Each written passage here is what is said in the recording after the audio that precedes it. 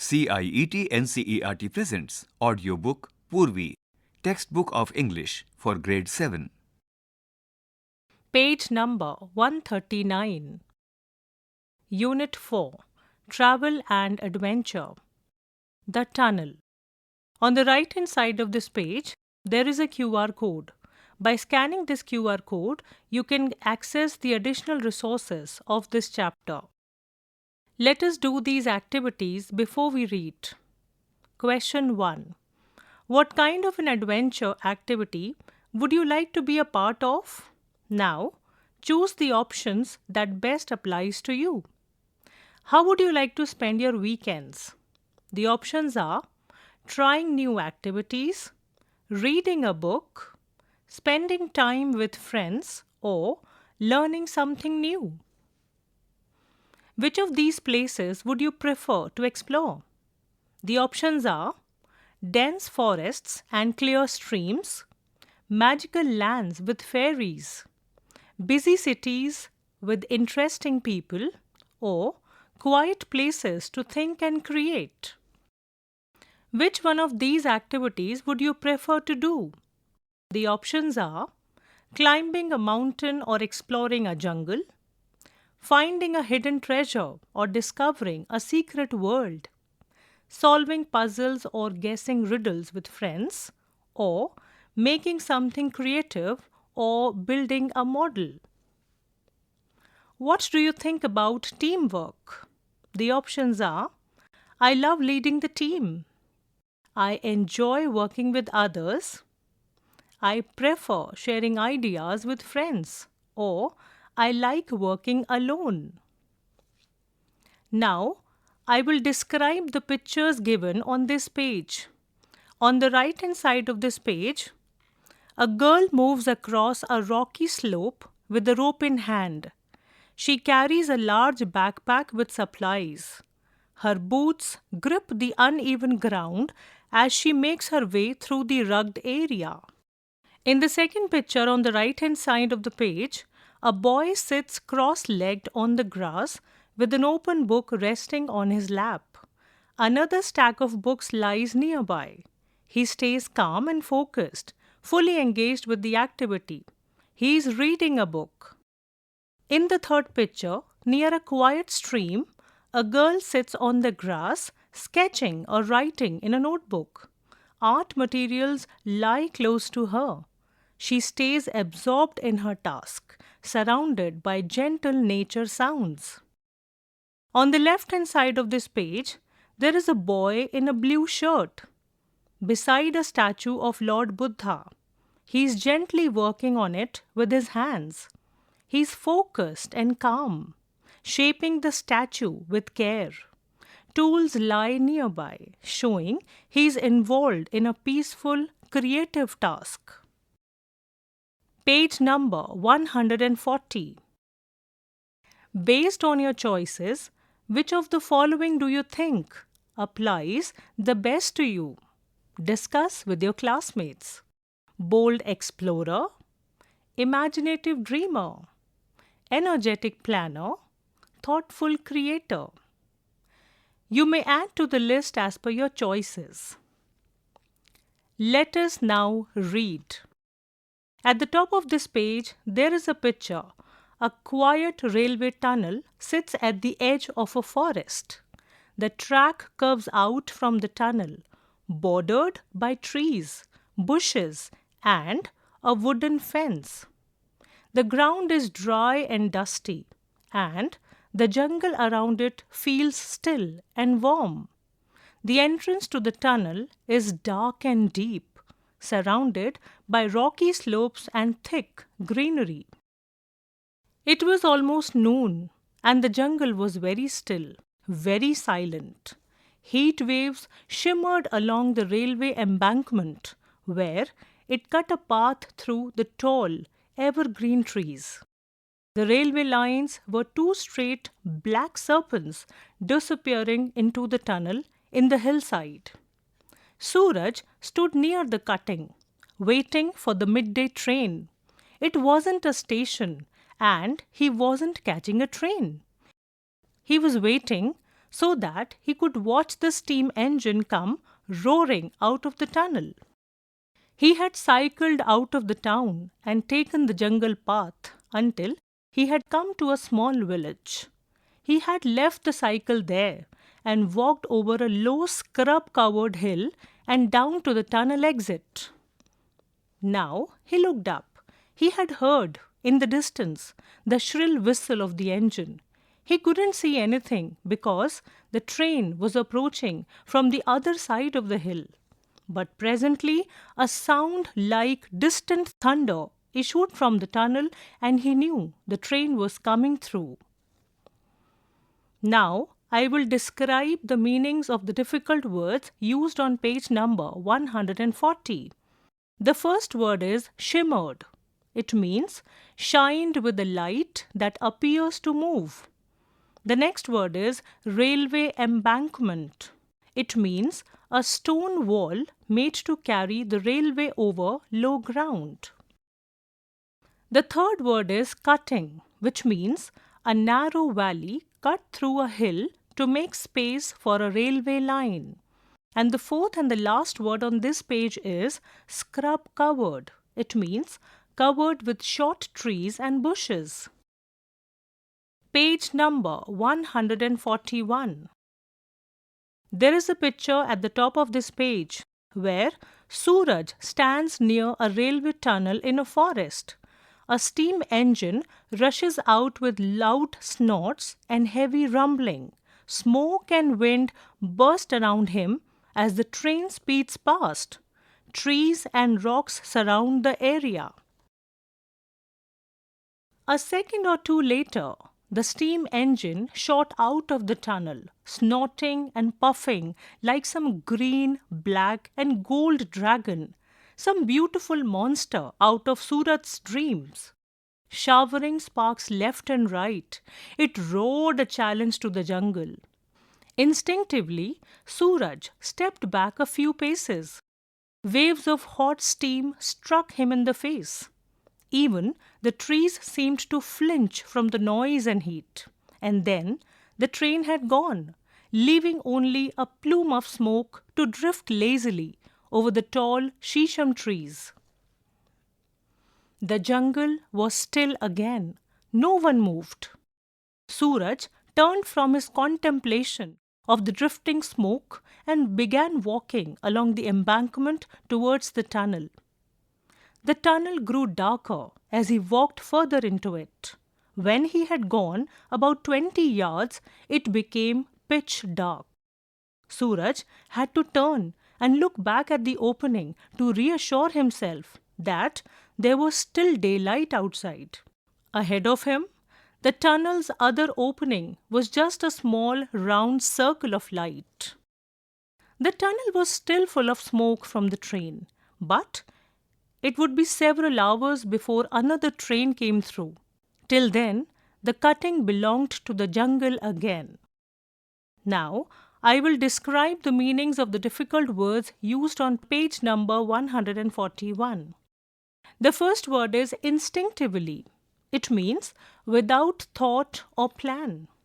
The next word is flinch. It means make a quick movement. The next word is plume of smoke, which means long, thin cloud of smoke. The next word for us is shisham. It means a tree found in northern parts of India. The next word is contemplation. It means deep thought. And the last word on this page is reassure. It means comfort or calm. Page number 142. Suraj didn't stop because there was nothing to do in the tunnel and nothing to see. He had simply wanted to walk through so that he would know what the inside of a tunnel was really like. The walls were damp and sticky. A bat flew past. A lizard scuttled between the lines. Coming straight from the darkness into the light, Suraj was dazzled by the sudden glare and put a hand up to shade his eyes. He looked up at the tree-covered hillside and thought he saw something moving between the trees. It was just a flash of orange and gold, and a long swishing tail. It was there between the trees for a second or two, and then it was gone. About 15 meters from the entrance to the tunnel stood the watchman's hut. Marigolds grew in front of the hut, and at the back there was a small vegetable patch. It was the watchman's duty to inspect the tunnel and keep it clear of obstacles. Every day before the train came through, he would walk the length of the tunnel. If all was well, he would return to his hut and take a nap. If something was wrong, he would walk back up the line and wave a red flag, and the engine driver would slow down. At night, the watchman lit an oil lamp and made a similar inspection of the tunnel. Of course, he would not stop the train if there was a porcupine on the line. But if there was any danger to the train, he would go back up the line and wave his lamp to the approaching engine. If all was well, he would hang his lamp at the door of his hut and go to sleep. He was just settling down on his cot for an afternoon nap when he saw the boy emerge from the tunnel. He waited until Suraj was only a meter or so away and then said, "Welcome, welcome. I don't often have visitors. Sit down for a while and tell me why you were inspecting my tunnel." "Is it your tunnel?" asked Suraj. On the left-hand side of this page, there is a picture in which the leopard is moving through a thick forest. The ground is covered with grass and low plants, while tall trees stand all around. The animal's body is lean and muscular, with a long tail and legs positioned as if it's walking uphill. The forest feels quiet and dense, giving a sense of wildness and stillness. Now, I will tell you the meanings of the difficult words used on this page. The first word is scutted. It means ran hurriedly. The second word is dazzled, which means blinded by bright light. The third word is swishing. It means moving with a brushing sound. The fourth word is obstacles. It means things that block the way. The fifth and the last word on this page is porcupine. It is a small animal, large rodent with sharp spikes on its back. Page number 143. There is a picture at the top of this page. The description of the picture is: Sundar Singh, the watchman, is seated on a cot just outside his small mud-walled shelter. A stick rests against his leg, hinting at his age and experience. The space around him hums with quiet life, tools, pots, and vessels arranged with purpose. In front of him stands Suraj, a curious boy, his body turned toward the old man, suggesting a conversation or a question hanging in the air. Beside them, metal rails stretched into a tunnel, carrying the hush of waiting trains and untold stories. The earth feels warm, the moment unhurried, full of gentle routine and quiet connection. "It is," said the watchman. "It is truly my tunnel, since no one else will have anything to do with it. I have only lent it to the government." Suraj sat down on the edge of the cot. "I wanted to see the train come through," he said. "And then, when it had gone, I thought I would walk through the tunnel." "And what did you find in it?" "Nothing. It was very dark. But when I came out, I thought I saw an animal up on the hill. But I am not sure. It moved off very quickly." "It was a leopard you saw," said the watchman. "My leopard." "Do you own a leopard too?" "I do." "And do you lend it to the government?" "I do not." "Is it dangerous?" "No. It's a leopard that minds its own business.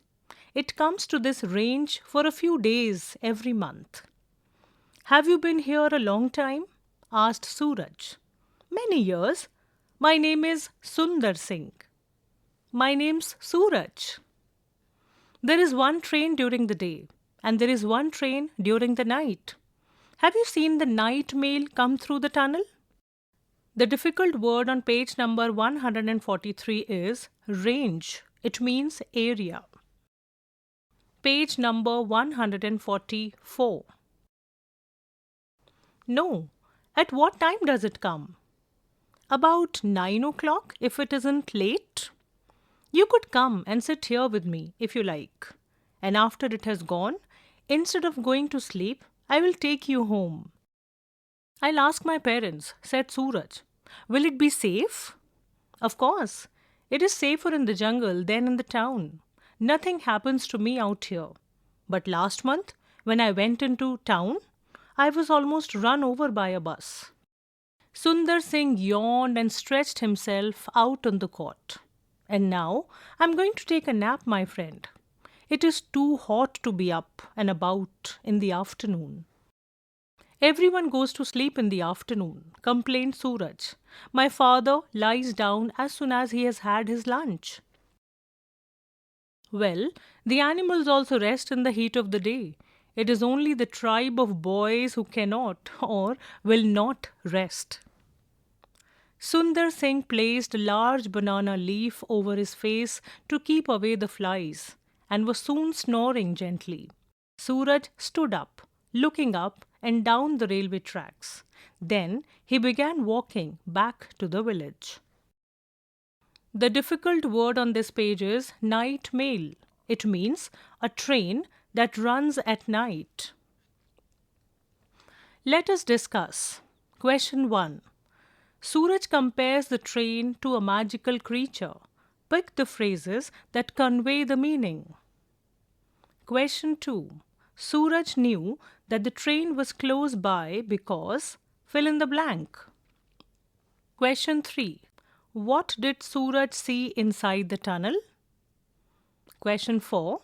Select the correct option. What does Sundar Singh convey about the tunnel? He says that dash, it is damp and sticky inside, or he has lent it to the government.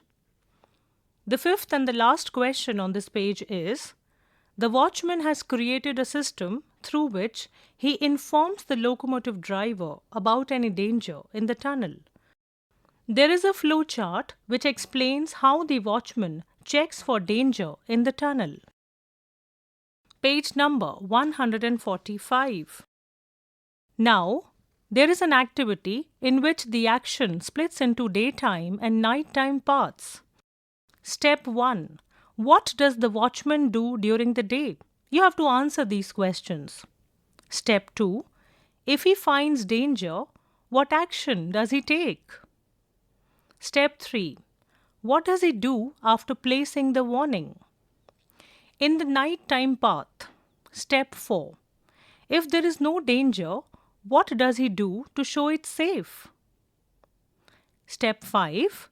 If there is danger, what does he do to warn the driver? Use the story to fill in all 5 missing steps. The following evening, towards dusk, as the flying foxes swooped silently out of the trees, Suraj made his way to the watchman's hut. It had been a long, hot day, but now the earth was cooling and a light breeze was moving through the trees. It carried with it the scent of mango blossoms, the promise of rain. Sundar Singh was waiting for Suraj. He had watered his small garden and the flowers looked cool and fresh.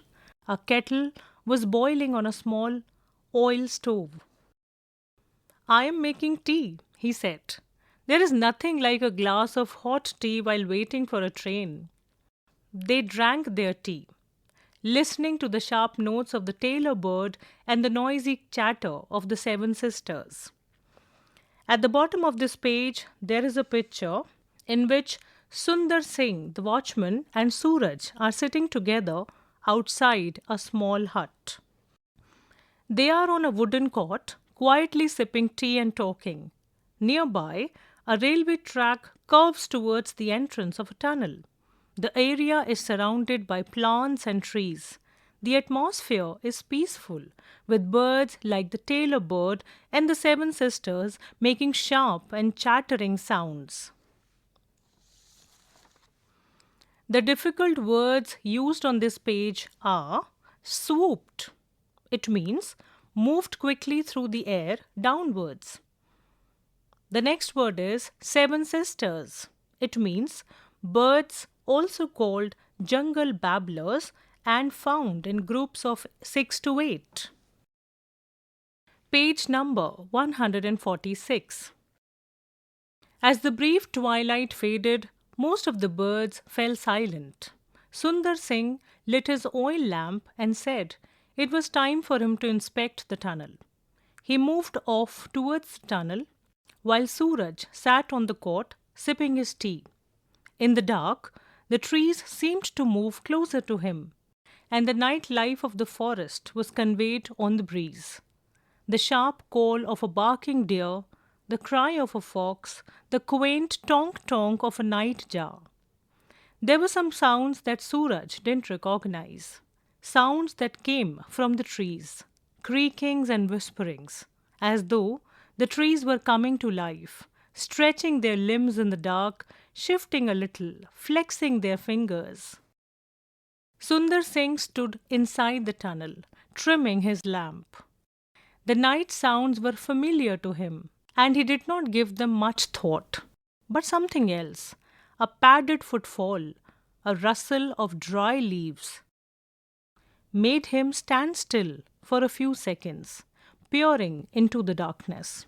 Then, humming softly to himself, he returned to where Suraj was waiting. 10 minutes remained for the night mail to arrive. As Sundar Singh sat down on the cot beside Suraj, a new sound reached both of them quite distinctly.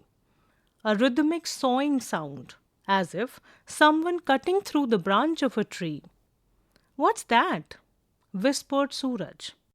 "It's the leopard," said Sundar Singh. "I think it's in the tunnel."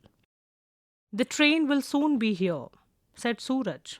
"Yes, my friend. And if we don't drive the leopard out of the tunnel, it will be run over and killed. I can't let that happen." "But won't it attack us if we try to drive it out?" asked Suraj, beginning to share the watchman's concern. "Not this leopard. It knows me well. We have seen each other many times. It has a weakness for goats and stray dogs, but it will not harm us. Even so, I'll take my axe with me. You stay here, Suraj."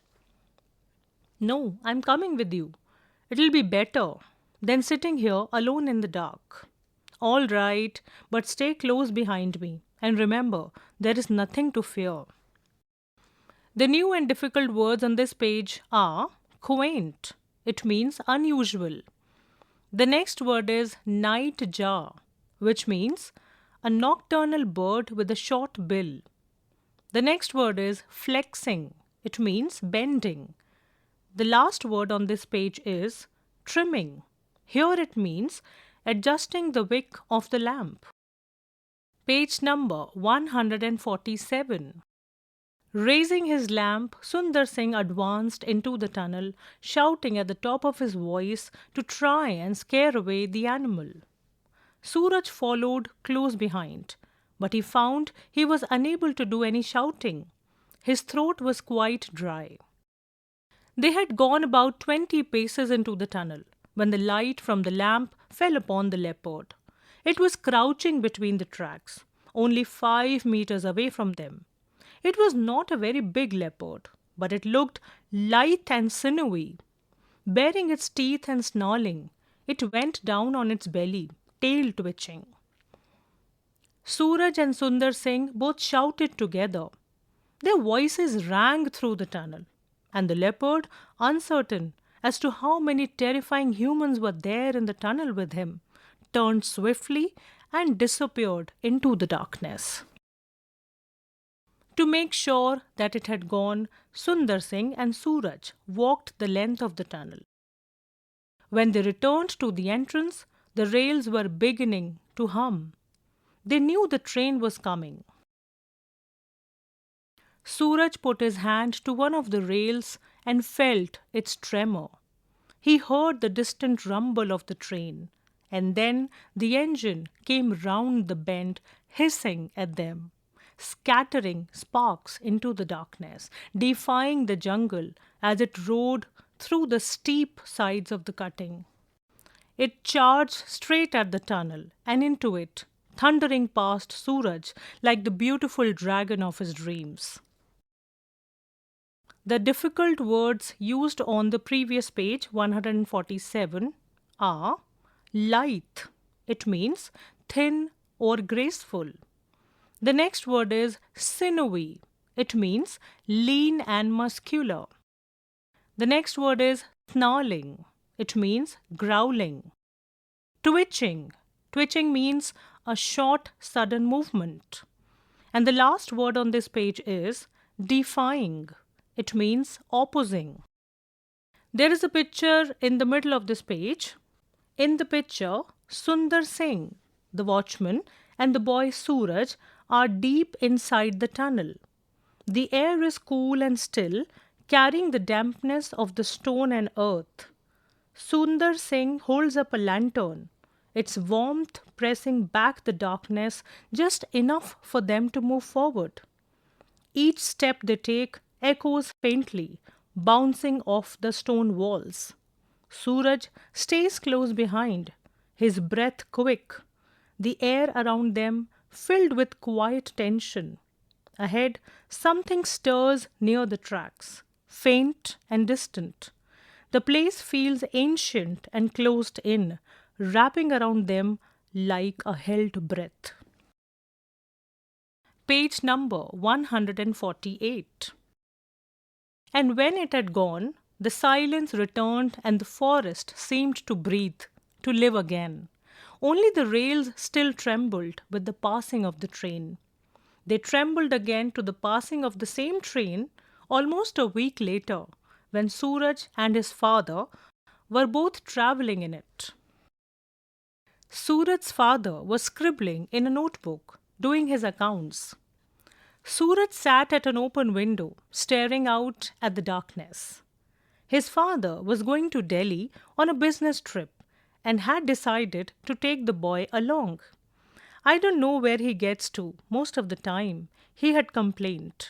"I think it's time he learned something about my business."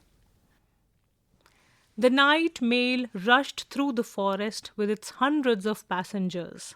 The carriage wheels beat out a steady rhythm on the rails. Tiny flickering lights came and went as they passed small villages on the fringe of the jungle. Suraj heard the rumble as the train passed over a small bridge.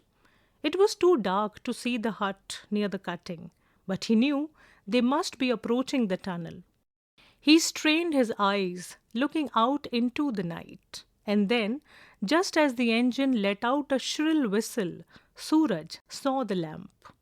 He couldn't see Sundar Singh, but he saw the lamp, and he knew that his friend was out there.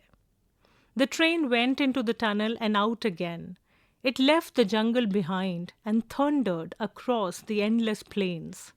Suraj stared out at the darkness, thinking of the lonely cutting in the forest and the watchman with the lamp, who would always remain a firefly for those travelling thousands as he lit up the darkness for steam engines and leopards.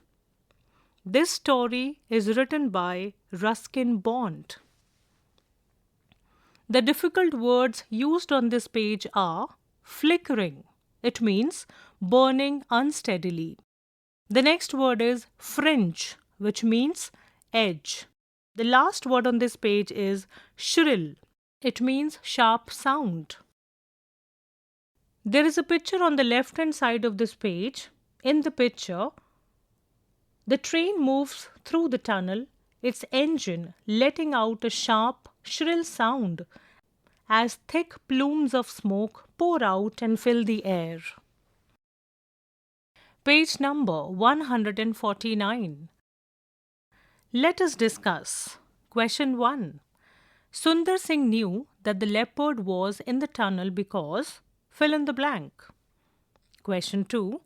Why do you think Suraj was unable to do any shouting in the tunnel in the beginning? The options are: he was afraid of the leopard, he didn't want to disturb the leopard, he was trying to listen for the leopard, he didn't really believe Sundar Singh. Question 3. What made the leopard disappear into the darkness? Question 4.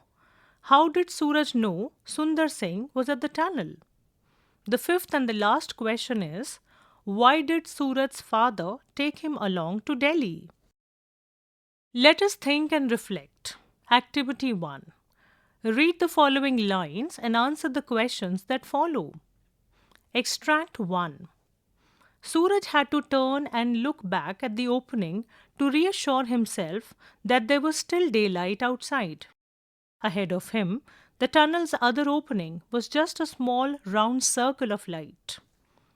The tunnel was still full of smoke from the train, but it would be several hours before another train came through. Till then, the cutting belonged to the jungle again. Suraj didn't stop because there was nothing to do in the tunnel and nothing to see. He had simply wanted to walk through so that he would know what the inside of a tunnel was really like. Question 1. Write whether the following statement is true or false. Suraj looked back at the opening of the tunnel to check if the train was coming. Question 2. Choose the correct option to complete the sentence given. Suraj did not stop anywhere in the tunnel because the options are: there was nothing to see in the tunnel was damp and sticky, he was in a hurry to get out of the tunnel, it was time for another train to come. On the right hand side of this page, at the bottom, there is a picture of the tunnel. Page number 150. Question 3. What does the sentence "till then the cutting belonged to the jungle again" mean? Question 4. Suraj wanted to know the inside of the tunnel. What character trait of Suraj is highlighted here? Extract 2. The train will soon be here, said Suraj. Yes, my friend. And if we don't drive the leopard out of the tunnel, it will be run over and killed. I can't let that happen. But won't it attack us if we try to drive it out? Asked Suraj, beginning to share the watchman's concern. Not this leopard. It knows me well. We have seen each other many times. It has a weakness for goats and stray dogs, but it will not harm us. Even so, I'll take my axe with me. You stay here, Suraj. Question 1. What was the watchman's concern? Question 2. Complete the sentence with a suitable reason. Sundar Singh was sure that the leopard in the tunnel would not attack him and Suraj because fill in the blank. Question 3. Select the sentences that are true from those given. The sentences are: A. Suraj wants to see the leopards in the jungle. B. Suraj is concerned about Sundar Singh's safety. C. The leopard in the tunnel attacks goats and stray dogs. D. Sundar Singh wants to protect Suraj. E. Sundar Singh knows all about the animals in the jungle. Question 4. Choose the correct option to complete the sentence. Sundar Singh decides to take his axe with him. This tells us that he was dash. The options are violent, cautious, bold, afraid. Exercise 2. Answer the questions. Question 1. What does Sundar Singh convey by saying that he has lent his tunnel to the government? Question 2. According to Sundar Singh, it is safer in the forest than in the town. What examples does Sundar Singh give to support his opinion? What does this tell us about him? Question 3. Sundar Singh has become part of the jungle life. Support the view with a suitable reason. On the left-hand side of this page, there is a picture of Sundar Singh, the watchman, who is standing with a stick in one hand and a lantern in the other. He is dressed in a blue kurta, cream-colored pants, a dark vest, open sandals, and a flat cap. His posture suggests he is alert and ready to carry out his duty near the tunnel. Page number 151. Question 4. Sundar Singh and Suraj form an unlikely friendship. What draws them together? Question 5. Why is Sundar Singh referred to as a firefly? Question 6. Do you think Suraj is an adventure-loving boy? Give reasons. Let us learn. Activity 1. Complete the following sentences using the suitable phrases from the text given in the box. The phrases are drifting smoke, approaching engine, sawing sound, flickering lights. Sentence 1. We could hear the dash of the train long before it came into view at the station. Sentence 2. The street was completely dark, but the little boy walked to his house guided by the dash from the houses. Sentence 3. The dash from the carpenter's workshop grew louder every hour. Fourth and the last sentence is, from the balcony, she watched the dash from her neighbor's chimney float across the backyard. Exercise 2.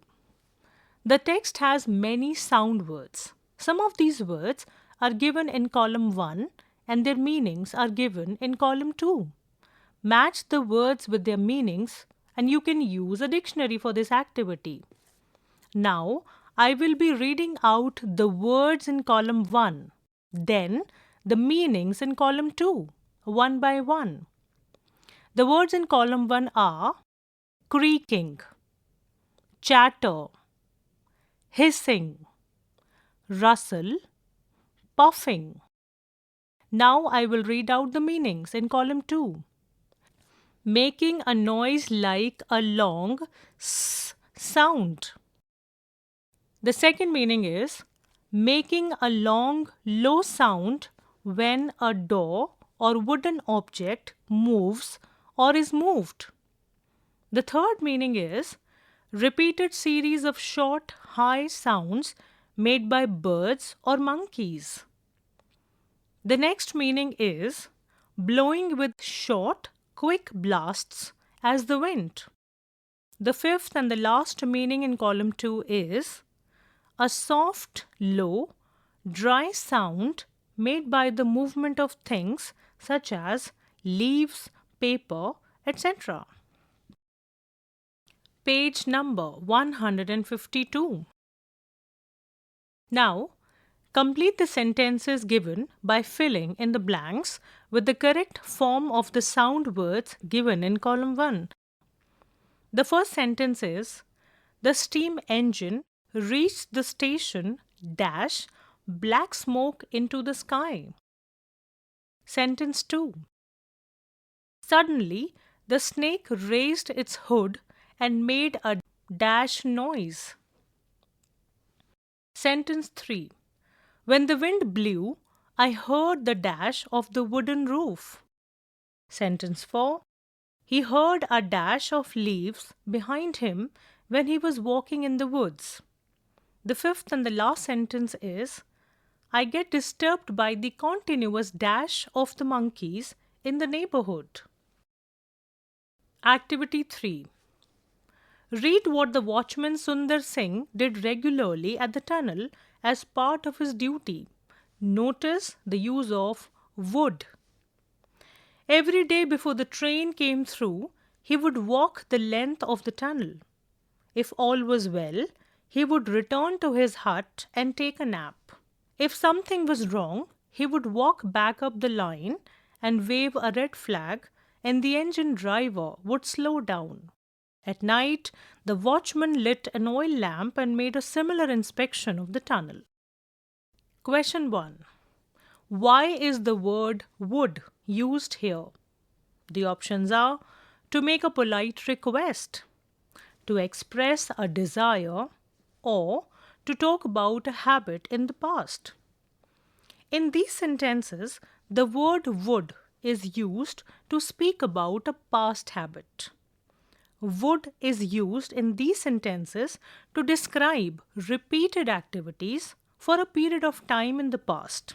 We call them habitual or routine actions in the past.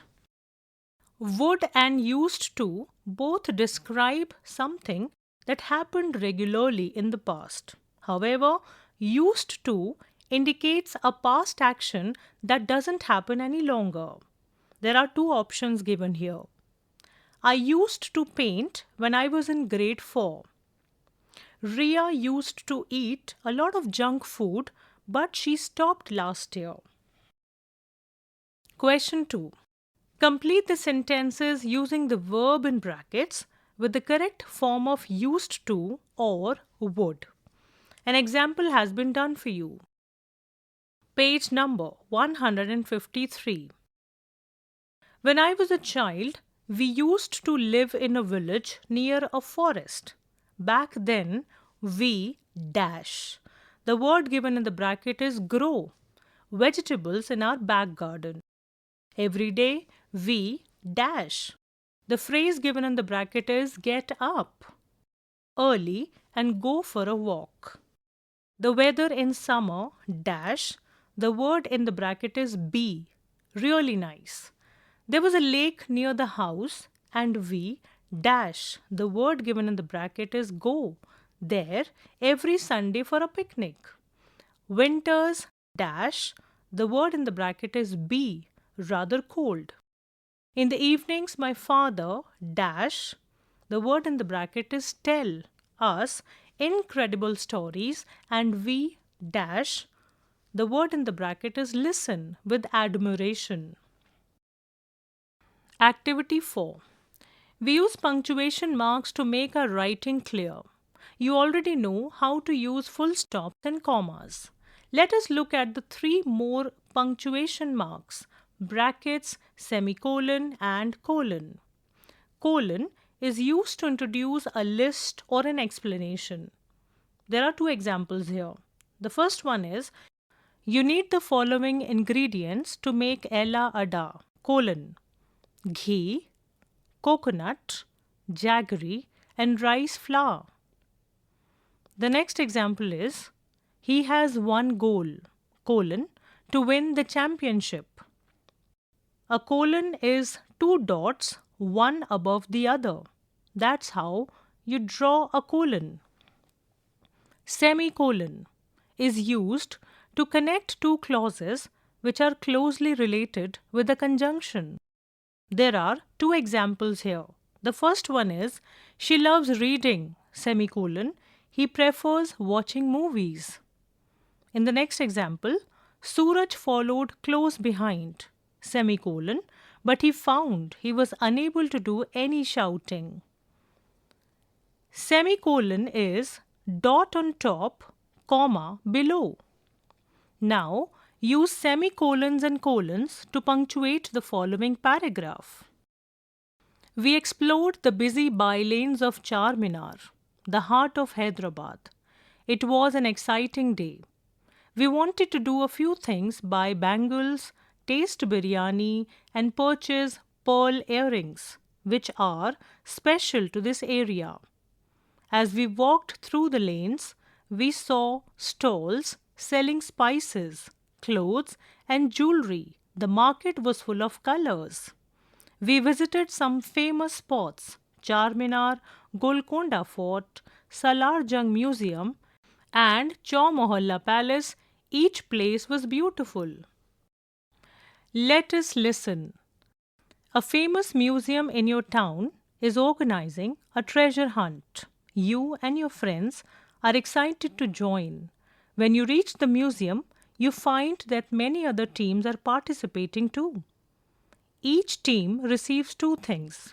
First, an audio guide that gives you information about different rooms in the museum. Second, a map of the museum to help you find the treasure. Your task is to listen to the audio carefully. As you listen, you will mark the rooms on your map and follow the right route that leads you to the treasure. Your teacher or a classmate will help you describing the path and guiding your finger on a tactile version of the map or using directions aloud.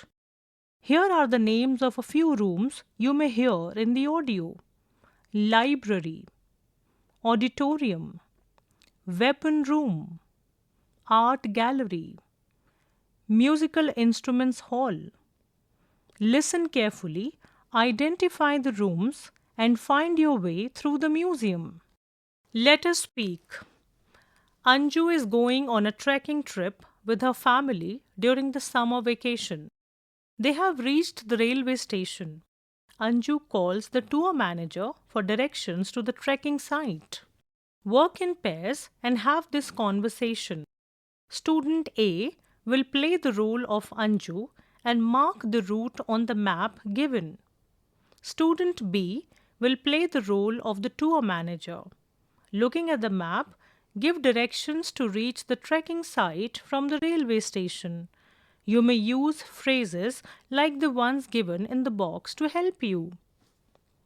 The phrases are: turn left, turn right, keep going straight till, take the next left, take the next right, take the roundabout, take the second left, start from, on the opposite side, right around the corner, in front of, next to. There is a map of the area in front of you. It includes several important places: a railway station, a factory, a small lassi corner, a school, a museum, a lake and bird sanctuary, and finally the trekking site, which is your destination. Using the names of these places, one of you will give instructions like turn left, turn right, keep going straight, take the next turn, go past the school, it is near the lake. The trekking site is just beyond the sanctuary. You can also use helpful phrases from the box like start from the railway station, take the roundabout, it is next to the museum, or it is right around the corner. Your teacher or facilitator will describe the map or use a tactile version so you can imagine the journey clearly in your mind. Page number 155. Let us write. Write a descriptive paragraph about your experience of a train journey. Describe the sights, sounds, and feelings you experienced during the journey. Include details about the people around you, the scenery outside, and the atmosphere inside the train to make your paragraph vivid and engaging. You may use these guidelines to help you create the paragraph. Start with how the journey began, boarding the train, finding your seat, and the initial impressions. Describe the sounds: the whistle of the train, the chatter of passengers, and the rhythmic clatter of wheels on the tracks. Mention the sights: the changing scenery outside the window, the hustle and bustle inside the train, and any interesting moments. Reflect on your feelings. Were you excited, relaxed, or curious? How did the journey make you feel overall? Page number 156. Let us explore. Activity 1. The nation's pride Atal Tunnel is 9.02 kilometers long. It runs under the Rohtang Pass. It was constructed on the Manali-Leh highway under the challenging conditions of freezing temperatures in extremely difficult terrain. The Atal Tunnel has officially been certified by World Book of Records as the world's longest highway tunnel above 10,000 feet. In the middle of this page, there is a picture of the Atal Tunnel, Rohtang Pass. Activity 2. The history of Indian Railways spans over 165 years. On 16th April 1853, the first passenger train ran between Bori Bandar, Mumbai and Thane, covering 34 kilometers. It was operated by 3 locomotives named Sahib, Sultan and Sindh and had 13 carriages. In 1864, the North received its first station, Delhi Junction, near Chandni Chowk. You may search the history of Indian Railways on www.artsandculture.google.com. Poorvi, you were just listening to this audiobook, Textbook of English for Grade 7. Narration Neha Beniwal. Sound recordist Prasoon Kumar. Production assistant Soumya Malik. Directed and produced by Vimalesh Chaudhary. This audiobook is brought to you by CIET NCERT, New Delhi, India.